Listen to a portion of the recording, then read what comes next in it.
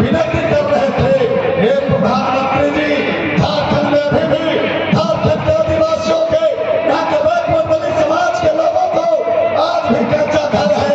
आप प्रधानमंत्री आवास बन करिए, गरीबों का धोआ लगेगा अगर आप घर देंगे। लेकिन प्रधानमंत्री जी नहीं सुने। माननीय मुख्यमंत्री जी ने दिल्ली से आकर अपने कैबिनेट के साथियों से चर्चा किया और कैबिनेट में 80,000 अबू आवास बनाने का निर्णय लिया। और आज मैं दावे के साथ कह सकता हूँ, आज भले ही एक पंचायत में 150 से 200 आवास बन रहे हैं, लेकिन माननीय मुख्यमंत्री जी ने कहा है 6 महीना जाते जाते तक हर पंचायत में 600-700 अबू आवास का फॉर्म भरा गया है। 6 से 7 महीना जाते तक तमाम लोगों को अबू आवास मिलने का काम करेगा। हमारे नौजवानों, हमारी बहनें, आप बताइए कि आज के 5 साल पहले जब इस राज्य में मुख्यमंत्री रघुवर दास हुआ करते थे, तब भवनाथपुर विधानसभा के अंतर्गत 24 घंटा में कितनी बिजली आती थी? तो आपके तरफ से जवाब होगा कि 2 घंटा आता था, लेकिन आज बिजली कितना आता है? 24 घंटा में 22 घंटा बिजली आता है। और इतने ही नहीं, माननीय मुख्यमंत्री जी ने कहा, कई झारखंड के लोग, भवनाथपुर के लोगों, अब तुमको बिजली बिल का पैसा नहीं देना है, अब हम बिजली बिल माफ करते हैं और 200 यूनिट बिजली फ्री देने का काम हम करेंगे। माननीय मुख्यमंत्री जी ने बिजली फ्री, 200 यूनिट बिजली फ्री और तमाम लोगों का बिल माफ करने का काम किया है। मैं आप तमाम लोगों से ये कहना चाहता हूँ, जो भी सरकार योजना चल रहा है, हमारी सरकार चला रही है, चाहे वो अबू आवास हो, चाहे बिजली फ्री हो, चाहे सावित्री बाई फुले हो, चाहे आंगनबाड़ी सहायिका बहनों को जो उनका मानदेय देना और बढ़ाना हो, उनको मजबूत करने का सवाल हो, 10 रुपये में धोती साड़ी हो, इन तमाम योजनाओं पर अगर हमारी सरकार नहीं बनेगी, माननीय प्रताप देव जी विधायक नहीं बनेंगे, तो तमाम योजना को भारतीय जनता पार्टी बंद कर देगा। इसलिए मैं आप तमाम लोगों को ये कहने आया हूँ कि आप तमाम लोग चाहते हैं कि जो योजना है, जब योजना ये भाजपा ना बदल सके, इसको ना रोक सके, तो आपको उसके झांसे में आने की जरूरत नहीं है, उसके बहकाव में आने की जरूरत नहीं है। आप मजबूती, चटानी एकता का आपको परिचय देना है और आने वाले 13 तारीख को आपको तीर धनुष वाला घेरे में माननीय अनंत प्रताप जी को वोट देकर आप विधानसभा में भेजिए। माननीय मंत्री मिथिलेश ठाकुर और माननीय मुख्यमंत्री हेमंत सोरेन के हाथों को मजबूत करिए। आए नौजवान भाई, आप घबराने की जरूरत नहीं है आपको। जैसे हम लोगों ने कहा कि हेमंत है तो हिम्मत है, आपको हिम्मत हारने की जरूरत नहीं है। भवनाथपुर में जो सेल का 4000 एकड़ जमीन है, उसमें माननीय मुख्यमंत्री जी ने कहा है, जब हमारी सरकार इस बार बनेगी, 24 में बनेगी, अनंत प्रताप देव जी विधायक बनेंगे, तो 4000 एकड़ में पावर प्लांट का जिन्होंने शिलान्यास किया था, अनंत प्रताप देव जी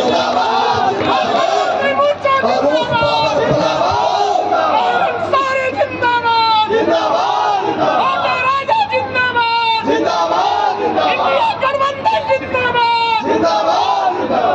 हेलो, माननीय मुख्यमंत्री जी ने कहा है, हेलो, ताहिर अंसारी, अनंत प्रताप देव जी, आप जाओ भवनाथपुर में, वहाँ के नौजवानों से कहो, वहाँ के किसानों से कहो, वहाँ के बहनों से कहो, बुजुर्गों से आशीर्वाद लो। अगर 2024 में हमारी सरकार बनेगी तो भवनाथपुर में पावर प्लांट का जो है काम होगा और यहाँ लाखों नौजवानों को रोजगार देने का काम हमारी सरकार करेगी। इसलिए आपको विचलित होने की जरूरत नहीं है।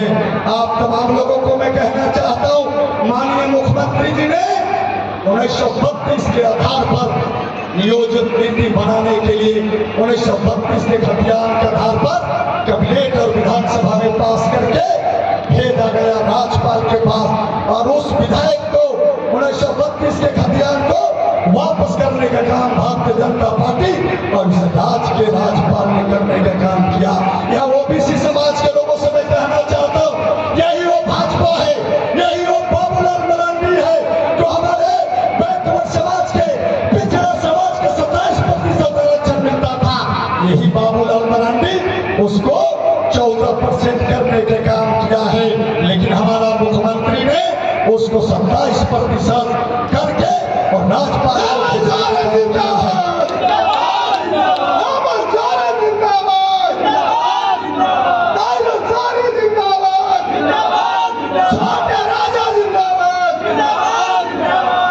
ऐसे समाज के लोगों को भी 2% आरक्षण बढ़ाया गया, एसटी समाज के भी 2% आरक्षण बढ़ाया गया, और उसको यही भाजपा, यही रघुवर दास, यही बाबूलाल मरांडी, यही अर्जुन मुंडा उसको कम करने का काम 27% करने का काम किया है।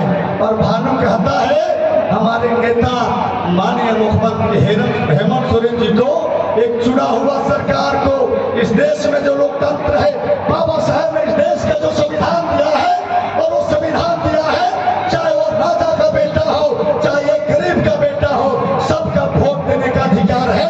एक आदिवासी का बेटा जब लोकतंत्र की व्यवस्था से चुन करके जब मुख्यमंत्री बनता है, ये बड़ भोलेपन नेता, इनको हमारे नेता को गड्ढा पकड़कर कुर्सी हटाने की बात करता है। हमारे मुख्यमंत्री को 6 महीना बगैर कोई कसूर के, बगैर कोई आरोप के उन्हें जेल भेजा जाता है, प्रताड़ित किया जाता है। झारखंड के 3.5 करोड़ हमारे गरीब मजदूर किसानों को परेशान किया जाता है। अब वो दिन दूर नहीं जो माननीय मुख्यमंत्री जी आप ये सोच लीजिए कि भागलपुर से अनंत प्रताप देव 60,000 मतों से ये विजय होने जा रहे हैं।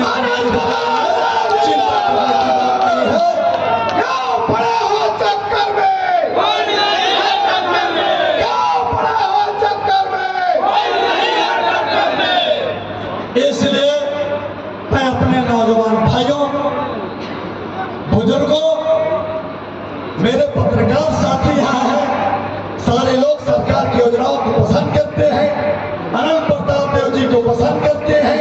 हमारी मतार बहनें अब मैया समान योजना का आप लाभ ले रही हैं, आपकी बेटियां सावित्रीबाई फूले से पढ़ रही हैं। आप जब जाइए यहाँ से, अब जब जाइए नगर उटारी बाबा बंशीधर नगर से, अपने बूथों में, अपने गांव में, अपने पंचायतों में, अपने प्रखंडों में आप जाइए और अनंत प्रताप देव के लिए, झारखंड मुक्ति मोर्चा के लिए, इंडिया गठबंधन के लिए, सोनिया गांधी और राहुल गांधी के लिए, लालू यादव और अखिलेश यादव के लिए, और भाकपा माले के नेता दीपंकर भट्टाचार्य के हाथों को मजबूत करने के लिए आपको हर गांव में, बूथों में जाना होगा, और उनको, हमारे लोगों को, गरीब गुरबों को आपको समझाना होगा कि आपको इधर उधर की बातों में नहीं पड़ना है।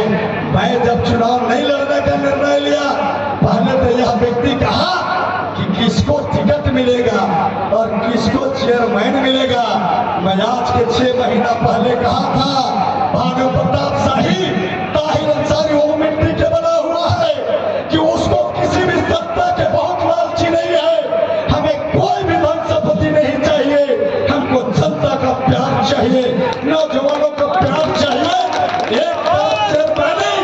एक तरफ चेयरमैन और सरकार, दूसरी तरफ हमारा जनता, हमारे प्यारी जनता, नौजवान, मेरी भोली भाली जनता, मतार बहन, एक तरफ दौलत का ढेर, एक तरफ सोना का ढेर, और एक तरफ आप। वो दौलत छोटा पड़ जाएगा आपके सामने।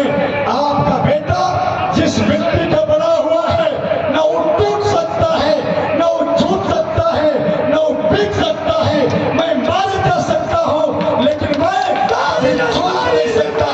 इसलिए मैं आपको बता रहा हूँ, भैया मत घबराना, छोटे राजा जिंदाबाद, छोटे राजा जिंदाबाद। अब की इसको किसी भी सूरत में, किसी भी कीमत में इस बार विधानसभा से जाने से रोकना होगा, और नहीं ये पलायन जो हो रहा है इस पर काम नहीं होगा, मैया समान पर काम नहीं होगा।